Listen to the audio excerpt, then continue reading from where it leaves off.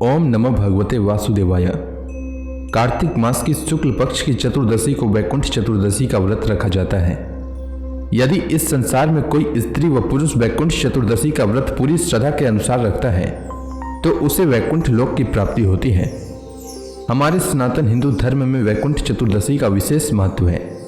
कहा जाता है कि जो कोई भी इस दिन भगवान विष्णु जी की पूजा पूर्ण विधिवत रूप से करता है उसके ऊपर सदैव भगवान हरि की कृपा बनी रहती है। पुराणों व शास्त्रों के अनुसार भगवान विष्णु जी चतुर्मास तक इस सृष्टि का कार्यभार भगवान शिव जी को सौंपकर स्वयं विश्राम करते हैं तथा 4 माह पूर्ण होने के बाद भगवान विष्णु जी कार्तिक मास की शुक्ल पक्ष की एकादशी अर्थात देवउठनी एकादशी को निद्रा से जागते हैं, जिसके बाद वे भगवान शिव जी की भक्ति में लग जाते हैं।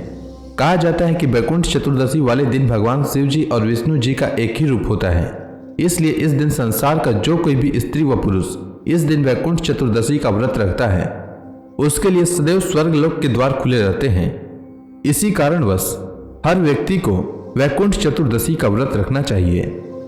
इस व्रत को रखने से व्यक्ति अपने सभी पापों से मुक्ति पाकर वैकुंठ धाम को जाता है। आइए सुनते हैं वैकुंठ चतुर्दशी की कथा। एक कथा के अनुसार एक बार महर्षि नारद जी देवलोक से पृथ्वी लोक पर भ्रमण करने हेतु आए और पृथ्वी लोक में काफी समय बिताकर वे वैकुंठ धाम को गए। वहां पहुंचने पर उन्होंने भगवान विष्णु जी को प्रणाम किया। तब विष्णु जी ने उनके आने का कारण पूछा। नारद जी कहते हैं, हे प्रभु, आपने अपना नाम कृपा निधान रखा है, इससे आपके जो प्रिय भक्त हैं वही तर पाते हैं, जो सामान्य नर नारी हैं वह वंचित रह जाते हैं। इसलिए आप कोई ऐसा सरल उपाय बताएं जिससे सामान्य भक्त भी आपकी भक्ति कर मुक्ति पा सकें। यह सुनकर विष्णु जी बोले, हे नारद, मेरी बात सुनो।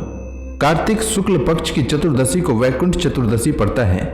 उस दिन जो भी नर नारी व्रत का पालन करेंगे और श्रद्धा भक्ति से मेरी पूजा अर्चना करेंगे उनके लिए स्वर्ग का द्वार साक्षात खुले रहेंगे।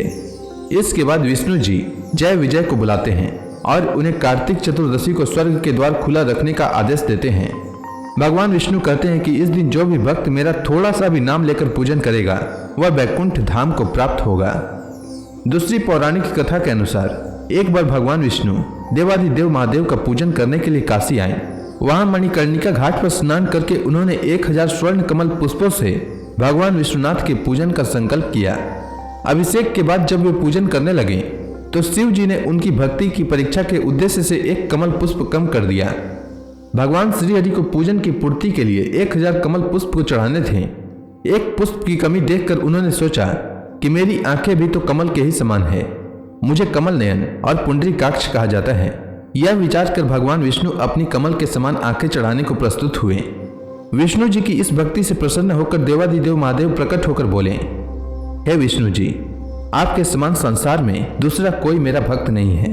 आज की यह कार्तिक शुक्ल चतुर्दशी अब वैकुंठ चतुर्दशी कहलाएगी और इस दिन व्रत पूर्वक जो पहले आपका पूजन करेगा उसे वैकुंठ लोक की प्राप्ति होगी। भगवान शिव ने इसी वैकुंठ चतुर्दशी को करोड़ों सूर्यों की कांति के समान वाला सुदर्शन चक्र विष्णु भगवान को प्रदान किया था। शिव जी तथा विष्णु जी कहते हैं कि इस दिन स्वर्ग के द्वार खुले रहेंगे और मृत्यु लोक में रहने वाला कोई भी व्यक्ति अगर इस दिन वैकुंठ चतुर्दशी का व्रत करता है तो उसका स्थान वैकुंठ धाम में सुनिश्चित हो जाता है। तीसरी कथा के अनुसार प्राचीन समय की बात है, धनेश्वर नाम का एक ब्राह्मण रहता था जो बहुत बुरे काम करता था। उसके ऊपर कई पाप थे। एक दिन वो गोदावरी नदी में स्नान करने के लिए गया। उस दिन वैकुंठ चतुर्दशी थी। कई भक्त जन उस दिन पूजा अर्चना करने गोदावरी घाट पर आए थे।